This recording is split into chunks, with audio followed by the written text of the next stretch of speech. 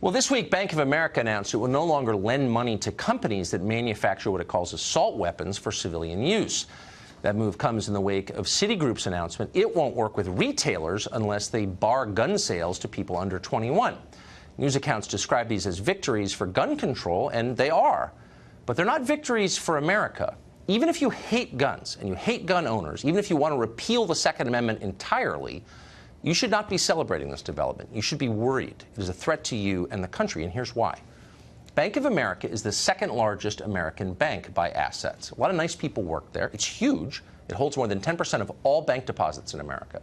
The company is big enough that if it aligned with other companies and took direction from progressive groups, as it is in this case, it could make sweeping changes to America without even a single vote being cast. This is a change. It used to be that political activists lobbied lawmakers in Congress when they wanted something changed. They gave money. Those donations were recorded. The rest of us could see it happen. That's happening less and less. Now, they lobby big companies. And the lobbying is done in secret. There's no transparency at all. You might not even know it's happening. And yet it can affect your life immensely, as much as any federal law. Today, it's gun makers. You might be celebrating that. But what if tomorrow it's someone you agree with, or anyone who holds ideas that our leaders find threatening? Pro-life, are you? Opposed to immigration? Suspicious of Wall Street? Corporate America isn't comfortable with those views. So suddenly, I don't know, you can't get a car loan or a mortgage or fill in the blank. A version of this is actually already happening in China on a very large scale. Citizens there are rated on the basis of their obedience to the prevailing orthodoxy. Those who disagree are punished in the marketplace.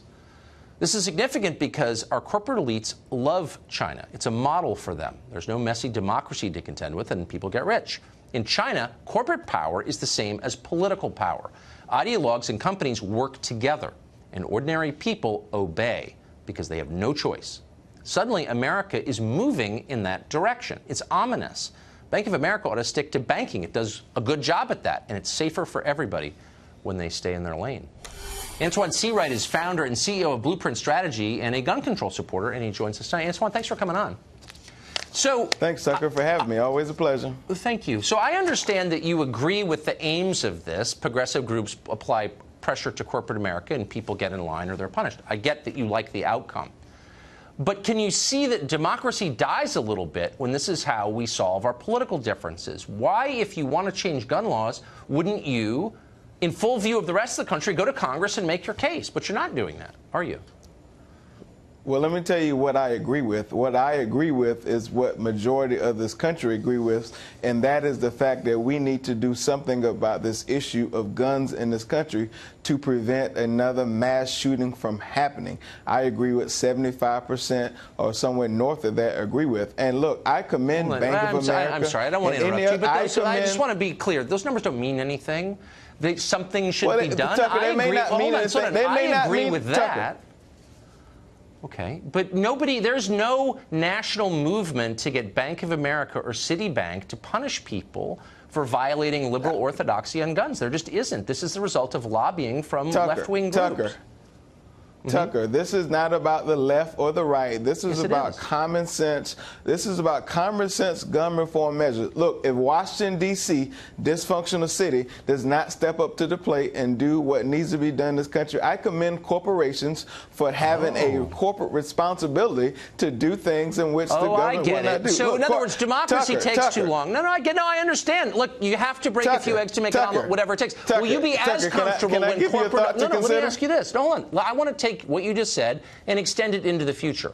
When companies decide that, I don't know, pick a group, Black Lives Matter, has incited riots and said racist things, which it has, all of a sudden, if you're affiliated with Black Lives Matter, you like a Facebook post by Black Lives Matter, you can't get a car loan, because why would we abet this kind of crap? How will you feel about that? Well, I would feel, keep in mind, Tucker, there's been a period of history in this country where corporations and businesses have denied and done similar things to certain groups of people who live in this country. So we've been there before. But I learned to take, Tucker, I've learned to take battles one fight at a time. And guess what? You, as a private citizen, have the right to not shop with Bank of America. Not so use them here's at the bank. Left lecturing me on the free market. Tucker, I love this. Yeah. Tucker, let me give you a thought to consider, and I'm sure you've heard this hymn before.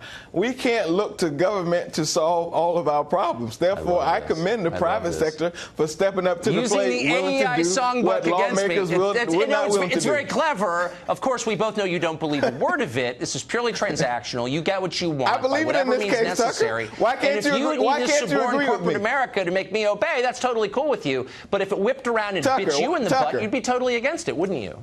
Tucker, why can't you agree with me that it takes the private sector and government to get things done sometimes in this country? Why can't you agree with that fact? Where did you get these talking points? Were you an intern for Paul Ryan at one point? I mean, I guess what's so Orwellian about this you don't mean a single word what I you're stand saying. for is common sense gun reform measures that make sense, and I commend the private just sector for fun, for stepping up to the plate try to do to it. utter a sentence that is straightforward and actually means what it sounds like. Let's take all of the propaganda, all the can't out of this, and just say what we mean. Well, what you mean clearly is whatever we need to do to make people obey, including using banks or whatever instrument, we're happy to do because the ends justify the means. If you just say that, you know what? I will genuflect before you in gratitude for your honesty. Will you just say that?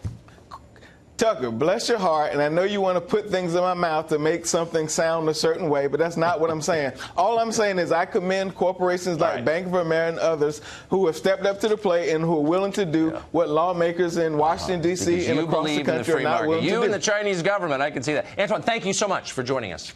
Good to see you. Thank you, Tucker.